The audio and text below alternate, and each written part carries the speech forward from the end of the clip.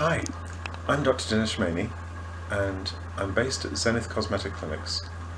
Okay, we can't guarantee when we remove keloids that they're not going to return, but so far we've not had a single one.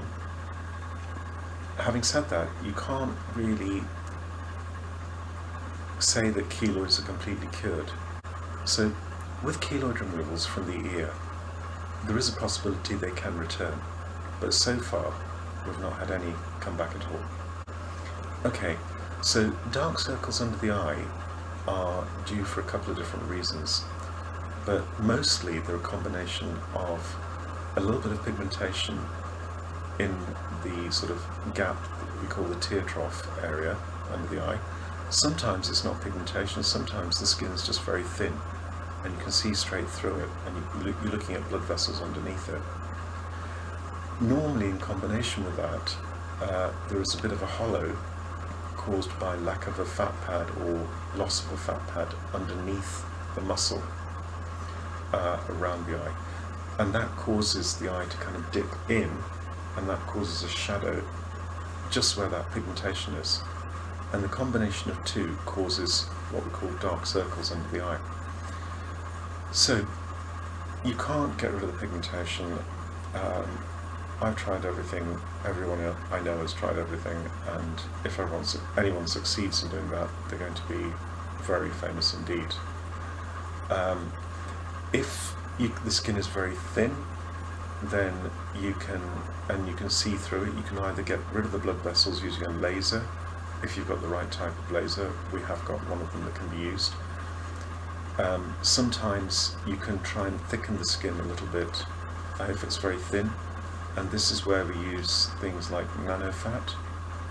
Fat transfer can also be used, but personally I try not to.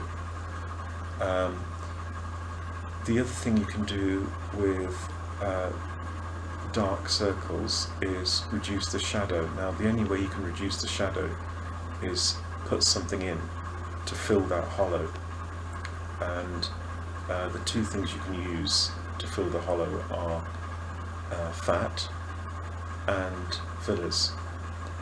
Fat transfer under the eyes is a tricky procedure, and it's prone to complications such as the fat becoming hard or changing or shrinking or growing.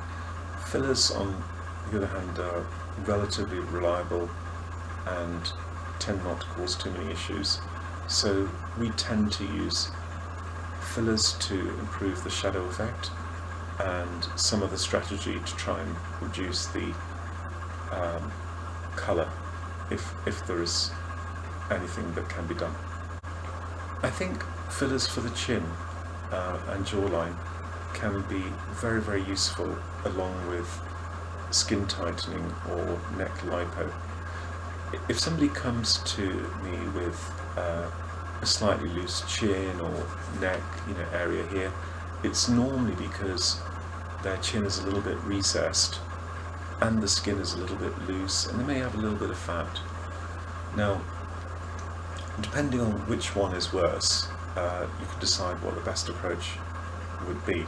Sometimes the chin filler on its own will achieve a good enough result to make the patient happy. Sometimes you need chin filler and jawline enhancement, and especially in a male, that can work out quite well. Sometimes you need to actually suck out fat in the neck or tighten the skin, and do both of those things. Personally, it's just my personal thing, I tend not to do too many jawline fillers in ladies because I think it can make them too wide, whereas the face really should taper a little bit, and I think that looks better. But you have to judge each patient on how they look. Definitely not. Most of the body types we do are done under local anaesthetic. When you do body tight under local anaesthetic, the thing that restricts us is the amount of anaesthetic we can use, and that's determined by body weight. So that extra 5 kilos body weight means that I can use more anaesthetic, therefore you'll have a more comfortable journey. If you want to lose it, great, lose it afterwards, but don't lose it before? Very difficult question to answer. I think I still have that feeling inside with most things that I do, of lighting a firework as a little boy and stepping back and watching the sparks fly out and clapping my hands in glee.